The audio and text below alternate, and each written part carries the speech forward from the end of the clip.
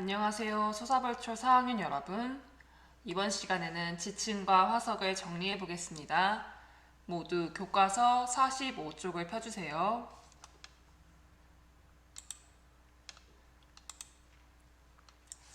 45쪽을 보기 전에 과학 이야기를 잠시 보고 넘어가겠습니다. 42쪽을 보겠습니다. 42쪽을 보면 공룡을 연구하는 과학자에 관련한 이야기가 두 쪽에 걸쳐서 나와 있습니다. 여러분들 공룡이라는 이러한 생물에 대해서 이미 지금은 멸종되어 있는 이러한 종인데 이것을 연구하는 과학자, 이 과학자에 관련한 영상을 하나 보겠습니다. 한 과학자가 공룡뼈를 조심히 탐구하고 있네요. 이 뼈는 어디에서 온 것일까요? 발자국이나 뼈 등의 공룡 화석이 발견되면 과학자들은 조심히 발굴하여 연구실로 가져옵니다.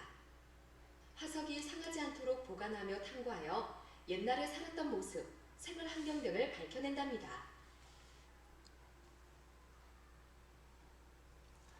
이렇게 공룡을 연구하는 학자를 척추고생물학자라고 합니다. 이러한 척추고생물학자는 옛날에 멸종한 이러한 생물에 대해서 연구를 하는 직업으로 이러한 고생물학자에 대해서 관심 있는 친구들은 나중에 지질학과로 여러분이 대학교를 가서 진학을 한다면 이러한 전문적 지식에 대해서 알 수 있습니다. 이러한 직업에 대해서는 주로 교수나 연구원이 하는 일은 화석 탐사, 그리고 발굴, 보존, 연구 등의 일을 합니다. 그리고 이러한 고생물학자 이외에 우리나라에도 공룡이 살았는지 여러분들이 궁금할 수 있습니다. 우리나라에 살았던 공룡은 바로 이름이 코리아 케라톱스 화성엔시스라는 동물, 즉 공룡입니다. 이 이름은 대한민국 우리 평택보다 위에 화성시에서 발견된 공룡이라는 뜻으로 우리나라에 살았던 공룡의 영상도 잠시 보겠습니다. 코리아 케라톱스 화성엔시스는 어떤 공룡일까요? 코리아 케라톱스 화성엔시스는 물과 식물이 많은 곳에 살았던 공룡으로 몸 길이가 2.3m 정도였습니다. 꼬리가 납작하고 발목이 튼튼한 이 공룡은 다른 공룡의 공격을 받으면 물속으로 피해서 도망갔을 것으로 추측합니다. 이렇게 우리나라에도 옛날에 공룡이 살았다는 것을 알 수가 있습니다. 그러면 우리는 2단원 지층과 화석을 정리하는 44쪽으로 넘어가 보겠습니다. 44쪽을 보면 우리가 이번 단원에 배웠던 내용에 대해서 정리해주고 있습니다. 우리가 이번 단원에 어떤 것을 배웠죠? 맞습니다. 우리 지층에 대해서 배웠고 지층의 종류 그리고 과정에 대해서 배웠습니다. 그리고 이 지층은 어떤 암석으로 되어 있다고 배웠을까요?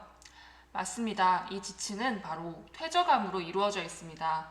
퇴적암에는 이러한 종류들이 있었고 만들어지는 과정도 우리가 직접 종이컵에 만들어 보았죠. 마지막으로 우리는 화석을 배웠습니다.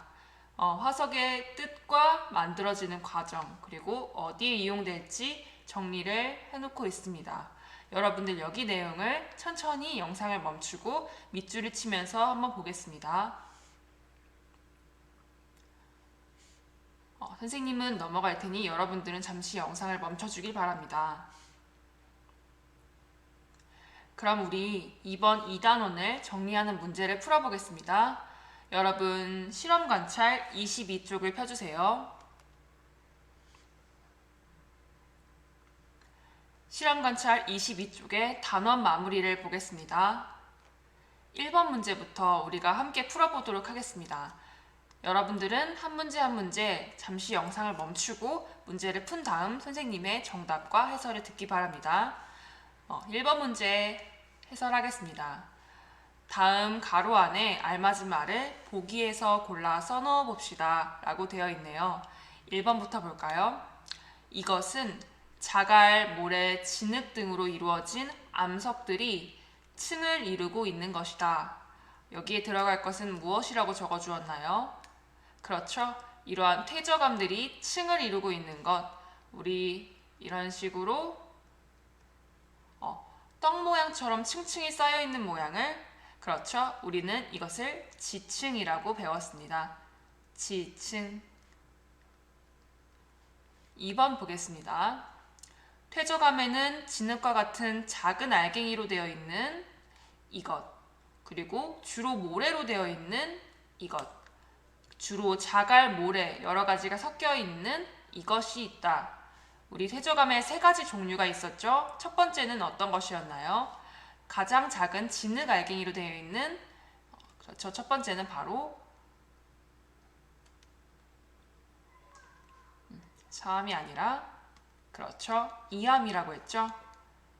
이암. 두 번째, 주로 모래로 되어 있는, 그렇죠. 모래로 되어 있는 것은 사암이었습니다. 마지막으로 주로 자갈, 모래, 조금 모래보다 큰 자갈 같은 것도 섞여 있는 것은 어떤 암석이었죠? 그렇습니다. 마지막은 여감이었죠. 여감. 그럼 우리는 3번으로 넘어가 보겠습니다. 3번. 아주 오랜 옛날에 살았던 생물의 몸체나 아니면 몸체가 굳이 아니더라도 생물이 생활한 흔적이 지층과 퇴저감 속에 남아있는 것을 우리는 무엇이라고 했죠? 그렇죠. 우리가 배웠던 것은 바로 화석이라고 한다 였습니다. 화석. 그래서 여러분들 본인이 맞는 답을 썼는지 한번 이렇게 채점을 해주면 되겠습니다. 그러면 2번 문제로 넘어가겠습니다. 다음은 지층이 만들어져 발견되는 과정을 나타낸 것입니다. 순서대로 번호를 써봅시다. 여러분들 여기에 있는 네 가지의 과정을 보고 번호를 순서대로 적어주면 됩니다. 시간이 필요한 사람은 영상을 잠시 멈춰주세요. 그러면 선생님과 함께 풀어보겠습니다. 지층이 만들어져 발견되려면 먼저 어떤 것에 떠내려와야겠죠? 그렇습니다. 바로 물에 의해서 자갈이나 모래나 진흙 등이 떠내려와서 쌓여야겠죠? 1번이 먼저 들어가야 합니다. 첫 번째 1번. 그럼 이렇게 쌓인 다음엔 어떻게 돼야 될까요? 그렇죠. 이렇게 쌓이면 그 위에 또 쌓이고 그 위에 또 쌓이고 이렇게 자갈, 모래, 진흙 등이 계속 쌓이면 먼저 쌓인 것들이 더 위에 올라오면서 누르게 되죠. 그래서 3번이 두 번째 과정이겠습니다. 1번, 두 번째는 3번. 그 다음엔 어떻게 될까요? 그렇죠. 이렇게 먼저 쌓인 것이 계속 눌리다 보면 위에서 계속 누르니까 이것이 오랜 시간이 지나서 단단한 지층이 만들어집니다. 그러면 2번이 세 번째 과정이 되겠네요. 그럼 마지막으로는 이렇게 만들어진 단단한 지층은 지금 보기에는 물속에 있죠. 하지만 시간이 아주 많이 지나면서 땅 위로 이 지층이 솟아오르게 돼요. 그 후 여러 가지 바람이나 파도에 의해 깎이면 우리가 이렇게 잘린 면을 볼 수 있죠. 그래서 층을 이루고 있는 것을 볼 수 있습니다. 이것이 바로 지층이 만들어지는 마지막 과정이겠죠. 그래서 순서는 1번, 3번, 2번, 4번입니다. 그러면 우리 23쪽 3번으로 넘어가 보겠습니다. 문제를 보겠습니다. 퇴저감 모형을 만들 때 모래에 물풀을 넣는 까닭을 써봅시다 라고 이야기되어 있네요. 여러분들 실제로 자연에서는 퇴저감이 만들어질 때 풀 같은 것이 들어가나요? 그렇죠. 자연에서 만들어질 때는 들어가지 않죠.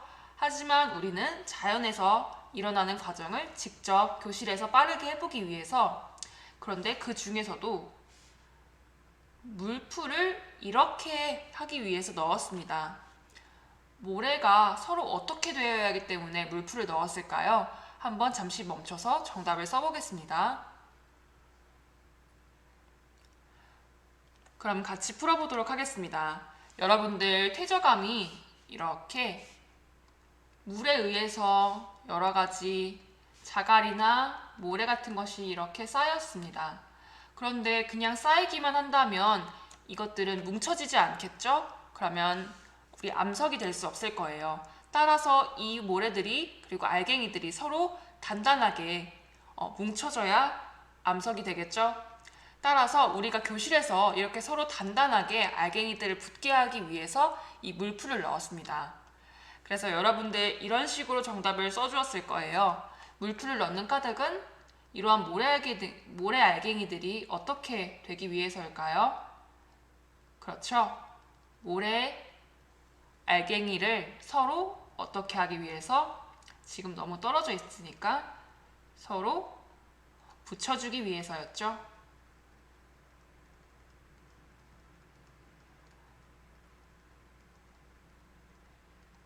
그래서 정답은 서로 모래 알갱이들을 붙여주기 위해서 이렇게 물풀을 넣는다고 우리가 써줄 수 있습니다.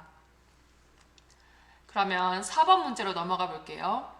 문제 보겠습니다. 오른쪽 가는 실제 화석이고 나는 화석 모형입니다. 실제 화석과 화석 모형의 공통점과 차이점을 써봅시다. 여러분들은 잠시 영상을 멈추고 문제에 답을 써주세요. 그럼 함께 풀어봅시다. 이 조개 화석 모형은 우리가 학교에서 알지네이트와 반죽과 찰흙으로 만들어 보았죠. 이렇게 보았을 때 가와 나는 어떤 것이 같아 보이나요? 그렇죠. 여러분들이 다양한 답을 적어줄 수 있었지만 우리가 딱 봤을 때는 모양도 같고 또 이렇게 무늬가 같은 걸 볼 수 있죠. 그래서 공통점으로는 모양과 무늬가 같다. 이외에도 여러분들이 쓴 공통점이 정답일 수 있습니다. 그러면 차이점엔 어떤 것이 있을까요? 먼저 우리가 이 조개 화석 모형을 만들 때 떠올려 봅시다. 우리가 이것을 만드는데 시간이 얼마나 걸렸나요? 그렇죠. 보통 우리 과학 시간 1시간 안에 만들었죠. 하지만 정말 진짜로 있는 이 조개 화석의 경우 1시간밖에 안 걸렸을까요? 그렇죠. 실제 화석은 만들어지는데 아주 오랜 시간이 걸립니다. 따라서 차이는 걸린 시간이겠죠. 그래서 실제 화석은 만들어지는데 어떨까요? 그렇습니다. 만들어지는데 아주 오랜 시간이 걸린다는 차이가 있겠죠? 또 어떤 차이점이 있을까요? 우리가 만든 이 화석 모형의 경우 우리가 알지네이트 반죽으로 만들었죠? 그렇다면 만져봤을 때 단단할까요? 그렇죠. 실제 화석은 아주 단단하죠. 오랜 시간이 걸려서 뭉쳐졌기 때문이죠. 하지만 우리가 만든 화석은 반죽을 한 거기 때문에 그렇게 단단하지가 않아요. 따라서 어떤 것이 더 단단하다? 그렇습니다. 실제 화석이 더 단단하다는 차이점도 있겠죠. 이외에도 다양한 차이점이 있을 수 있으니까 여러분들이 다양하게 써볼 수 있겠습니다. 그러면 5번 문제로 넘어가 보겠습니다. 문제를 함께 읽어볼게요. 다음 대화에서 화석을 잘못 알고 있는 친구는 누구인지 쓰고 바르게 알려주는 글을 써봅시다. 지금 세 친구 중에서 한 친구가 화석에 대해서 잘못 이야기를 하고 있어요. 여러분들 한번 읽어보겠습니다. 지후, 화석은 만들어지는데 오랜 시간이 걸려. 시현, 화석은 동물화석과 식물화석으로 분류할 수 있어. 지민, 물고기는 강이나 바다에서 살기 때문에 육지에서는 물고기 화석이 발견되지 않아. 3명 중에 어떤 친구가 잘못 알고 있는지 여기에 이름을 쓰고 그 이유, 어떻게 하면 이 친구에게 제대로 알려줄 수 있을지 바르게 알려주는 글을 써봅시다. 그럼 선생님과 함께 풀어보겠습니다. 먼저 지후는 화석에 대해 올바르게 이야기하고 있나요?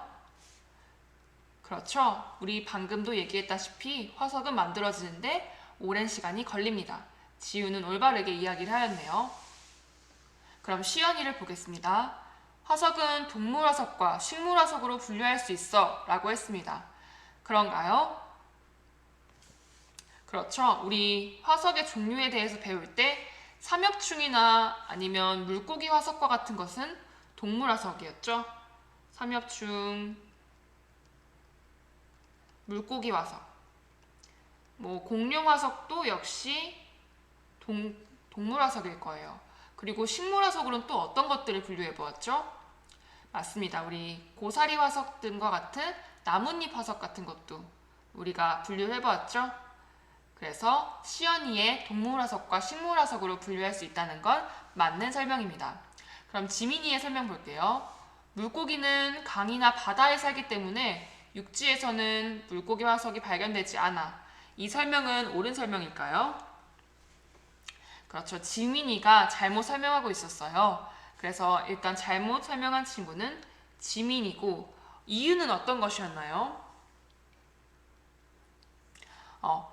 지금은 육지인 곳이 옛날에는 어떤 것일 수도 있죠? 그렇죠. 옛날에는 다른 환경이었을 수도 있어요.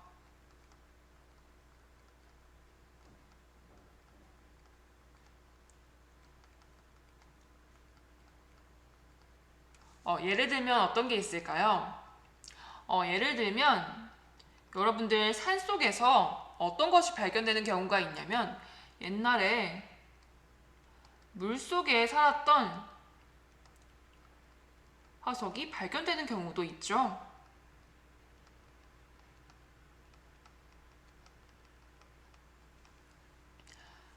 따라서 이런 화석을 통해 우리가 이곳은 지금은 산이지만 옛날에는 바다나 이런 물속이었겠구나. 옛날의 환경이 지금과는 다르다는 걸 알 수 있구나 라는 걸 알 수 있습니다. 따라서 이러한 육지에서도 물고기 화석이 발견될 수 있습니다. 그래서 지민이가 잘못된 설명이었네요.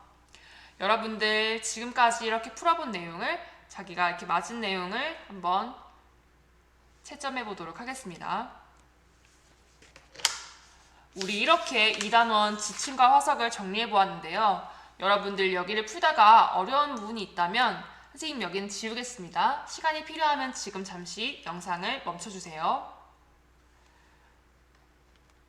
여러분들이 여기를 풀다가 어려운 부분이 있다면 교과서 44, 45쪽을 참고하면서 푼다면 여러분이 어렵지 않게 풀 수 있었습니다.